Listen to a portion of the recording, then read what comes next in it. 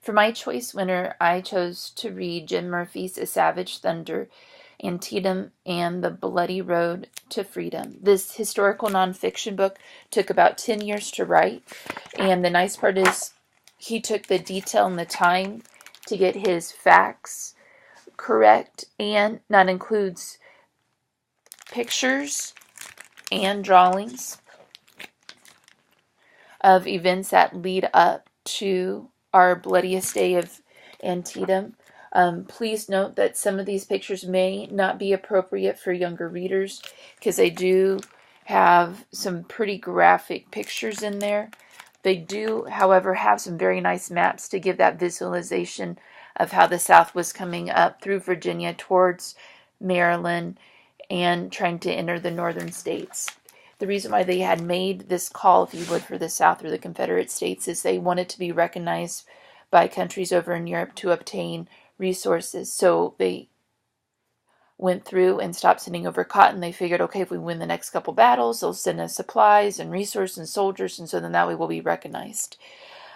They do start out and they give us a little bit of back history of General McClellan, which was leading the Northern forces. The War Department and Abraham Lincoln wanted to get rid of him.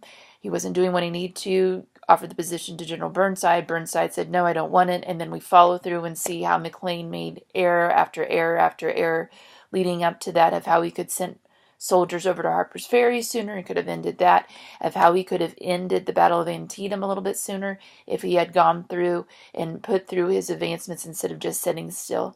And for those of you who don't know, there was over 23,000 soldiers that was killed between both the North and the South side, and it was a result of Burnside, General Burnside that is, of staying there and holding his ground to the end of the day, because they started the battle at 6 a.m. in the morning, that they were able to win that, and it was a big turn. Lincoln finally put his foot down, got rid of McClellan. Burnside ended up taking over the Union forces here.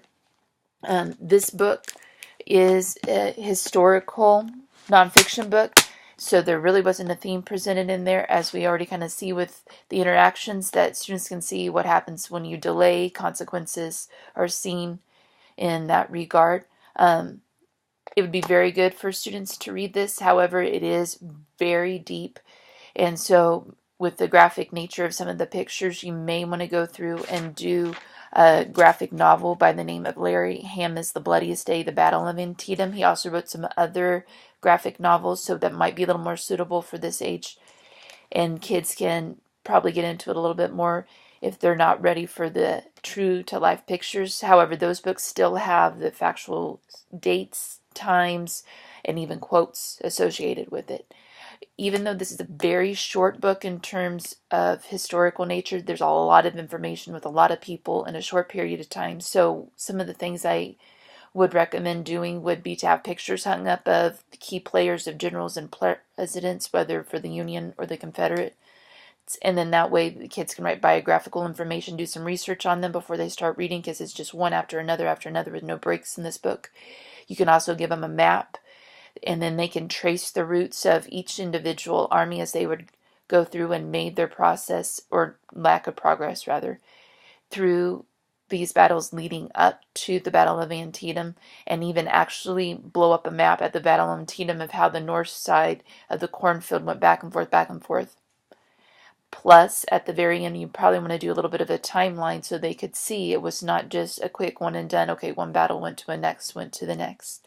So once again, this book was Jim Murphy's A Savage Thunder, Antietam, and The Bloody Road to Freedom. A very accurate historical read, maybe not the most appropriate for the graphical nature of some of the illustrations and pictures that are corresponding to it.